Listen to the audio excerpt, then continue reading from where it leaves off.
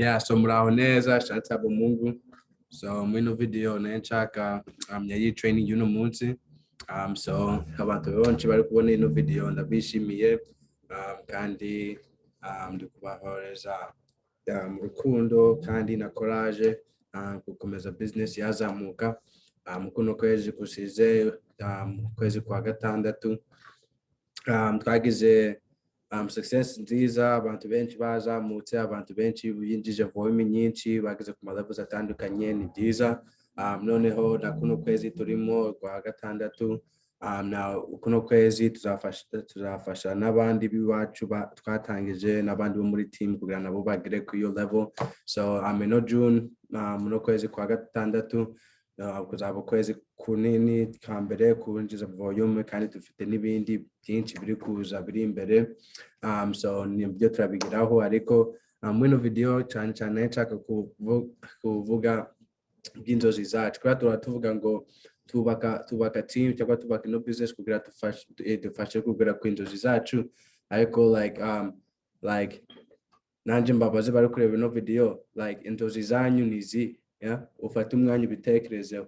Inzozi zawe ushaka kugeraho uzigezeho byasa gute? Iba inzozi zawe ari kugira ubimukire, cyangwa inzozi ari kuba kugira ureke akazi kawe, none si byabo bisa gute? Uwo mwanya waba waretse akazi uzaba uri gukora iki? Uzaba ufite umwanya, uwo mwanya uzaba uri gukoresha iki? Uzaba ugenda mu gahunda y'abana, usohokana abana, uzaba ugenda mu yandi state yo gufasha abandi, uzafasha bamwe bo mu rusengero kugira imbere, bamwe bafite inzozi bamwe bafite inzozi zindi zitandukanye, inzozi maybe zo kugira time yo kuri college, yo gufocusa muri college. Igihe ufite iyo time uzayigira gute? So abantu benshi kandi nshaka mutekereje igihe nzagira aho nshaka kugera ku nzozi zanje cyangwa kuri dream yanje, bizaba bimeze ute? Nzaba meze ute? Nzaba nifata ute? Nzumva meze gute muri njyewe? Nzumva nishimye gute? Cyangwa nawe ubyibaze, ubimenye, utangire kwifata nyine kuwabigezeho. Kandi ikindi tureke abandi bibe inzozi zabo. Abantu benshi tufite abantu benshi bari kutubwira ibintu byinshi ngo ibyo ntabwo byakunda, inzozi zawe zibagirwe. Hari abantu zibaza bazigeraho, ibyo byo kugera ku nzozi zawe ntabwo bizakunda. Oya, bakaguseka ngo ugize si uzava muri factory. Oya, komeza ube hamwe natwe. Abandi ibyo n'abandi babikoze ntabwo byabakundiye cyangwa byaranze, cyangwa ngewe whatever, bavuga ibintu byinshi byaba byose, ariko nyine abantu baba bashaka kuvuga ibintu byinshi kugira ngo bibage inzozi zawe, kugira ukomeze kuba nyine kabo. Kandi abantu baba bashaka kwiba inzozi. Ndavuga kwiba kwa nyine ni kuziba. Hagiye umuntu uzi kuri gukora ikintu kugira kugufashe ku nzozi zawe, none umuntu umwe akagukonvinsa ko utagikora cyangwa ko utagishobora, ukabireka, ni kwa ariko nyine yibye izo nzozi zawe. So ku bantu bose mutekereze, what is my dream? You know what I'm saying? Buri munsi mubyuke mu gutekereza ngo ni iki nakora uno munsi kugira business yanje izamuke, kugira ngere ku nzozi zanje. So kibimwe navuga twakora kugira business yacu izamuke. Cyambere navuga ni kuvugana n'abantu. Ndabizi abantu benshi baba bavuga ngo chance, baza gukumbaza, na bamwe bava mu state yandi barashaka kumbaza ngo bashaka nyine kugira mbagirire inama cyangwa mbabwire kuntu maybe mbabwire kibanga, nababwira kugira batera imbere cyangwa kugira ama business yabo yazamuke. None banga gusa nababwira ni kwereka more plans, kwereka abantu benshi, kubera ko abantu bose bo muri team na bamwe bamaze kubimenya cyangwa bamaze kubibona. Mu kwezi kumwe wakwereka abantu 10, kandi ni byiza. Plan ukabasobanura business mu cyumweru wakwereka abo bantu 10 cyangwa bikarushaho, cyangwa no mu munsi ukwereka abantu 10 bikaba byiza kurusha ibyo byose. So byose biterwa nawe, ariko like cyo wakenera kumenya kuzana abantu ukabashirisha muri system, ukabavana hano hambere ku rutonde rwawe, ukabashiza muri system, kubandikira, ukabashwereka plan, ukabakurikirana, ukafata icyemezo, ukabatangiza nyine ugahemba. Noneho cyo ukeneye gukora nyine kugira tugere ku nzozi zacu, kwiga kuvana bano abantu bacu dushira hano ku umusoro w'igipapuro tukabageza hano ku buryo bw'igipapuro. So ino system ku batari bayimenya neza, mugende kureba iyindi video twakoze ngewe na Nesu, imwe yo mu Kinyarwanda mwareba ari gusobanura no compensation plan. N'ikindi cya kabiri navuga icyo ni cya mbere mubakeneye gukora ni kugira nyine ukoreshe system. Iba ushaka nyine gukomeza ugatera imbere ni ukoresha system, bakavana abantu bawe hano hambere uri step ya mbere bashaka ku rutondo, none ukabageza kuri step ya kabiri kugeza igihe batangiye nyine cyangwa bafashe like icyemezo. None ikindi cya kabiri ni gutasiba ama training. I'm saying buri kuwa kane buri kuwa kane tuzaba tufite ama training, imwe ya saa sita, iyindi ya saa moya, saa sita na saa moya za nimugoroba. So kubashoboye kuza kuri training baza, ariko abantu benshi nyine barebera kuri Zoom. So ku muntu utazi amasaha ya training cyangwa ukeneye link yo kuri Zoom kugira ugere kuri training, uhamagare umuha plan umuntu wakwinjije muri business, umuntu wakwinjije muri team, akubwire akoze link ya training kugira tumisinga. Training nyine niyo ituma umenya kurushaho iyo ikwigisha. Ni ko ku kazi, ugiye ku kazi tiba kukorera training cyangwa tuze mu ma training yo ku kazi, bimwe urabiyobora. Igihe uri mu kazi tagumenya ho bimwe bigenda cyangwa byo wakora nyine kugira ukore akazi keza. So nabuno nukutamisinga training. Ndo kubona abantu benshi bari gutera imbere, abantu benshi bari gutera imbere n'abantu bari kuri training, abantu batamisinga training. Nubundi niko kagukigiye abantu bagiye ko navuga gute, kagukigiye abantu bagiye kuri igihe abantu bagiye ko kuri camp bakicara hamwe nk'umuriro, none bakaba bashushe. Igihe bakaba bashushe, abo bantu bashushe ni abantu bicaye hafi y'umuriro, ariko igihe utangiye kugenda kure y'umuriro utangira gukonja. Na gutya muri team niko bimeze. Igihe uri hafi y'umuriro, umuriro ni team, umuriro ni team. Aho team iri yaba ari event, yaba ari training, yaba ari kuba uri hamwe nabo muri team, aho niho umuriro uri. Noneho abantu bari hafi ya team nibo ubona babashushe, babona abakiriya benshi, babona abantu bo muri team benshi.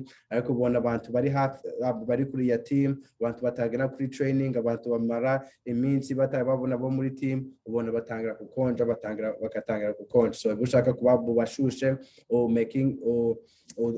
tuzasiba ama training, target training itambuka utayumvaho. So kuno munsi training y'uno munsi ni ino video. So ku bantu bose barayireba, uyigejeje no ku bantu bose bo muri team yawe, abantu bose muri team yawe bayibone, bose bagira the same training. Noneho ikindi navuga cya gatatu ni kuconnectinga n'abantu bo muri team. So ikiza cya team yacu niko turi gukura cyane abantu biwacu bavuga Ikinyarwanda. Dufite ababyeyi benshi bari kwinjira muri team, bari gukora neza, abasaza, dufite abasore, dufite ababyeyi bakuru, ababyeyi baracyari abajene, navuga gutyo. Dufite bamwe baracyari bari ku graduating high school, bari kuwininga, bamwe bafite imyaka 20, 22, 25, 60 ningahe, kandi bose bari gutera imbere, bose bari gutsinda. So navuga like ku bantu batari bamenyana n'abantu bo muri team urebe abantu bari muri group yacu muri Telegram yose, urebe abarimo bamwe mwaba muziranye mukahuza, maybe bamwe hari icyo babafashamo, maybe uno we hariho yaba ari yageze imbere cyangwa umuzanye nawe uri imbere ukamufasha kugira twese tuzamukane. So icyo ni cy'ingenzi kubona n'abantu bo muri team, kandi igihe cyose uwundi muntu wa mushasha yinjiye muri team tukamushaka muri groupe tukibuka kumuha karibu, tukibuka kumutextinga nyine welcome muri group, kubera igihe tutangiye gukora ibyo natwe tutangira igihe cyose tuwakiye umuntu muri groupe tutangira kumenya mu bwenge bwacu tutangira kwemera no kwizera ko natwe abantu bacu twababona nyine nabo bakinjira. So abantu bose binjiye muri groupe tuzibuke kubaha karibu nziza, nyine kubandika muri groupe gusa ngo nyine welcome kuri groupe, karibu muri groupe, yandika mu cyongereza mu kinyarwanda, byabyo byose, ariko bakamenya nyine ko tubishimiye kugira n'igihe tushize abacu cyangwa nyine natwe igihe tushize abandi bacu bo muri team, abantu bose bakabakira neza bakaba bishimye. So ibyo nibyo navuga like step twakurikiza buno. So kunabivuze mbere tekereza inzozi zawe n'ukuntu zimeze n'ukuntu zikuri ku mutima, wibwire ko kwariko kose like tagurare ku wundi muntu azibe cyangwa akuconvincinge cyangwa ko utazigeraho, kubera ugiye wizeye takitashoboka, you know, kandi yagiye wizeye takidashoboka, kandi mu bizera, mu bantu bizera ibyo murabizi. So none ndi gusoza cyanyuma cyo navuga ku bantu bari gutangira vuba, like bari gutangira mu ino minsi ishize, welcome to the team. Welcome to the team kuri bose. Ikindi navuga like abantu batangiye n'abantu bari gutangira, icyo tushaka gutangira gukora no kugira tubatangize igihe tutangiye business zacu tuhite tubatangiza vuba. So kuntu tuzabigenza ku bantu batangiye vuba n'abantu bamaze igihe, twese tugiye gutangiza business zacu tena. So kuntu tuzabikora, tuzasha buri muntu wose abyire no gushaka umunsi kugira nyine kenshi igihe abantu batangiye business zazo zose, batumira inshuti zabo bakaza bakareba ibintu bino mfite, waba uri kugurisha imyenda cyangwa ibiryo cyangwa inkweto, nyine ukabatumira kubabwira nyine ko natangiye business, ukaberekana ibintu mfite, bakaza nyine bagushaka nyine kuguha support cyangwa bari bashaka kuguteza imbere. So natwe igihe abantu batangiye business batangiye muri team, ni ugushaka uwo munsi tukatumira inshuti zacu cyangwa tukatumira abo bantu bacu tuzi, nabo bakaza kugira tubereke plan. So ku bantu bose bo muri team, tushaka kugira namwe business yanyu cyangwa business yacu tuyatangize tena, n'abantu batangiye already nabo tubatangize tena, tushaka uwo munsi inviting abantu bacu tuzi, kandi hari abantu bo muri team muziranye, mwabi mwafata umunsi umwe namwe mukabyira inshuti mufitiranye hamwe, zikaza tukahura hamwe ahantu hamwe, noneho nkaza cyangwa Nesu cyangwa umuntu bari wose muri team, tukabereka plan yose, tukabereka ama product bashaka babyumvishe, bashaka kwinjira muri team, nyine babyemeye bakinjira, na bamwe batashaka kwinjira muri team nubwo batabishaka, tagwagura ikintu kimwe bakuguriraho kugira baguteze imbere. So byiza bya ino yo ku launching, tubyita ku launching your business, niko gutangira, ariko gutangira uri kwihuta. Ikiza cyayo ni kubera ibituma umuntu mushasha wari wose utangire muri business bituma abona courage, kandi akatangira kubona like inyungu vuba, kandi bigatuma n'inshuti zabo zitangira kumenya nyine ko bafite iyo business kugira baze bamuteze imbere vuba. So ibintu byo twakora ikindi cyanyuma cyo gusoza navuga kuri ku munsi wa 20 wa kuno kwezi kwa gatandatu tugushaka kugira event nini, inama nini yo twese twatumira abantu biwacu twese hamwe bakaza tugatura hano no tukabereka business. Ino event izaba ishushe, izaba iryoshe, tuzaba dufite ibintu byinshi, abantu baza bagatsinda, bakawininga ibintu byinshi byiza bitandukanye, bamwe bagatsinda amafaranga, bamwe ariko bizaba ari ibintu byiza bishimishije, ariko nyine ari kuzana abantu kugira tubasobanurire bya team, kugira nabo n'amaproduct amwe bamwe bazagira chance zo gutsinda amaproduct bazijane. So kabuno mwatangira ku muntu wose, abantu bose muri team mwahamagara mu muntu wabinjije muri team mukababwira nyine ko uri ready gutangiriza iyo business yawe, kugira tugushakire uwo munsi wo kuzatumira abo bantu bawe tugufashe no kuntu wababwira byose. Noneho igihe baje kugufa, igihe uwo munsi uje nyine tukakusobanurira neza abo bantu bawe, tukababwira nabo bakaguteza imbere. Noneho uwo munsi wa 20 igihe twese tuzaba turi hamwe mwino nama twese turi hamwe, nabo bakaba baje, maybe nabo bazanye abantu babo. Noneho kwa kuno kwezi abantu benshi ndabizi muzagira kuri 1k na 5k na bamwe 10k ku mabarika atandukanye.